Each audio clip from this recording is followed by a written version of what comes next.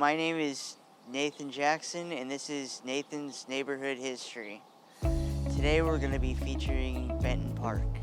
Benton Park was originally part of the St. Louis Commons. It was developed beginning in about the late 1850s. It became a neighborhood where many German immigrants who were looking for more inexpensive land a little bit further out from the city started to settle. Over the years, it slowly built up until about the 1880s and 1890s when the development reached a peak. The area basically developed into a fully urban neighborhood.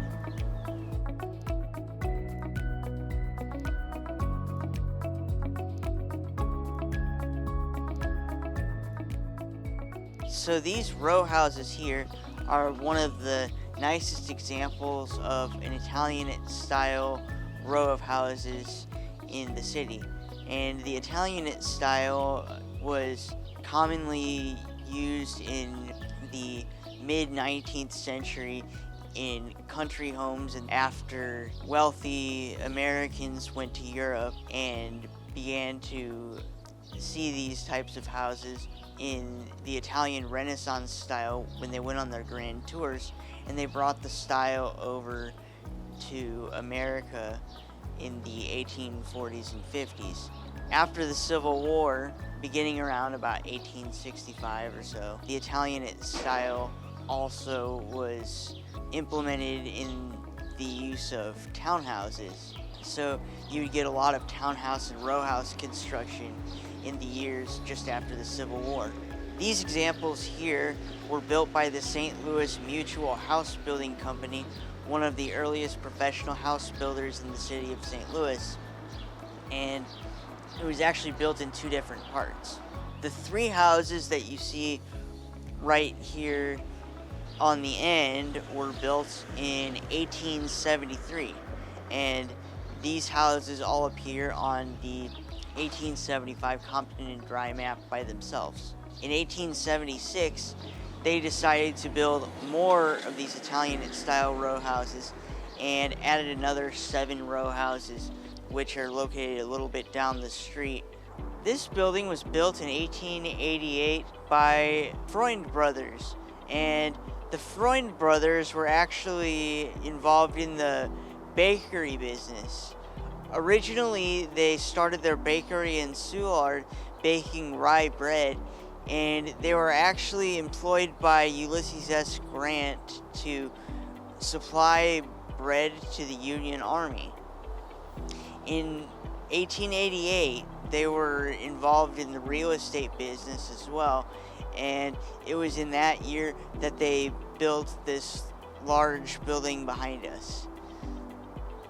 The building features a lot of terracotta brickwork, which is the artistic designs that you see across all of the different floors and all of the different artistic brick details that are seen in the building.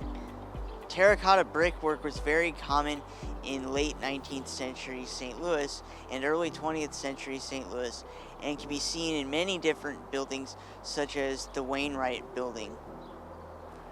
The entire block, bounded by Sidney Street, Lynch Street, Lemp Avenue, and McNair Avenue, were all part of an earthen Civil War fort known as Fort Number 3 for many years, up until about the late 1880s. If you look on the 1875 Compton and Dry map, you can see where Civil War Fort Number 3 was located. It was not until the late 1880s and early 1890s that this area was developed with large houses and apartment buildings. So this building is one of the only buildings in this part of the neighborhood that appears on the 1875 Compton and Dry map. You can still see the grocery store sign on the side of the building. In our Soulard video, we featured the corner building at the corner of 9th and Emmett. The baker, Emil Ringwold, who owned the bakery there, later moved to this building here at Lemp and Sidney in 1892. It is one of many German bakeries that was located in the Benton Park neighborhood. This building was built in 1887, also by the Freund Brothers Bakery Company, as one of their several real estate ventures. The building originally housed a pharmacy, but later went on to house a dry goods company. This building features many of the traditional Second Empire features, such as the mansard roof, but also has a lot of ornate detailing in a lot of the brickwork, and that's very typically seen in later 1880s and early 1890s examples of the Second Empire style in St. Louis. This is the St. Agnes Church in the Benton Park neighborhood. The building was constructed in 1892 by architect James H. McNamara, who is also noted for having designed the Park House in Forest Park. The St. Agnes Parish was created in the neighborhood as many people started to move into the area beginning in the 1880s and 1890s, creating an urban neighborhood, and it was no longer feasible for a lot of them to have to go down to St. Agatha's Church or Saints Peter and Paul Church or St. Francis de Sales Church, all of which were outside of the neighborhood. And so this neighborhood parish was created here in the 1890s. The parish lasted for about 100 years before eventually being closed in about 1993. So these four houses next to each other were all built in the Italianate style in about 1872 by the St. Louis Mutual House Building Company. They were owned by various upper middle class residents of the neighborhood, all German immigrants. The house behind us was built for Ernst Henry Voortreid, and Voortreid was a secretary for the Green Tree Brewery, which was located just down the street at 9th and Sydney. In 1889, Voortreid had his house updated with a mansard roof from its original Italianate style. He also owned the St. Louis Mushroom Cultivation Company over in Benton Park, just to the east of the park. And in 1888, he decided to close the mushroom company, which was operating in the caves, and decided to develop houses alongside Benton Park proper. This building is a very late example of the Second Empire style, and it was built in about 1896. The architect of this building was Edmund Jungenfeld, and Edmund Jungenfeld is well known for designing a lot of brewery buildings around the city of St. Louis. His most notable architectural piece is the brewery buildings at Anheuser-Busch in 1883. So this is one of the many vernacular style corner buildings around the city of St. Louis, built around the mid to late 1870s. This one here was built in about 1876. It has a hipped roof, which is very commonly seen in vernacular style corner buildings, and what really makes it vernacular in style is the fact that it has arched brick windows and very classically featured proportions. Originally, this building was used as a number of different things, including a butcher's shop, and one of the early residents of that butcher shop was Henry Rim, who lived above the building while operating a butcher shop below. And it was also a confectionery around that same time.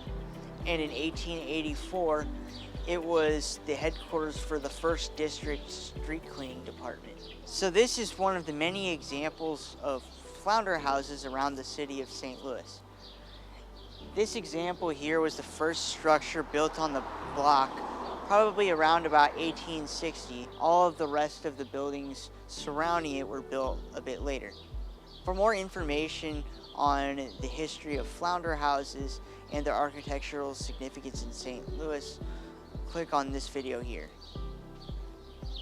These row houses next door were actually not present on the 1875 Compton and Dry map, but by about 1876 they were constructed. They are also a very nice example of Italianate style row houses featuring recessed entryways through the windows and doors. This building is yet another example of the early vernacular style in the city of St. Louis, and this building was originally opened by a guy named Peter Sourwine as a saloon. Sourwine and his family lived above the store. Later on, this building became a grocery store operated by German immigrants. This firehouse here is the oldest surviving firehouse in the city of St. Louis that's fully intact.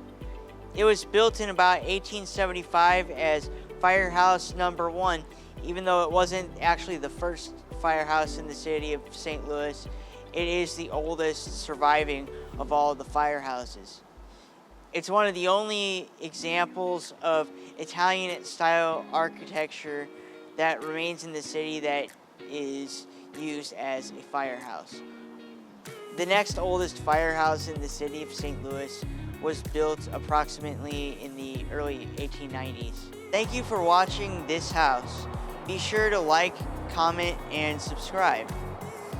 For more information on the Benton Park neighborhood, be sure to book a tour with St. Louis History and Architecture on Facebook.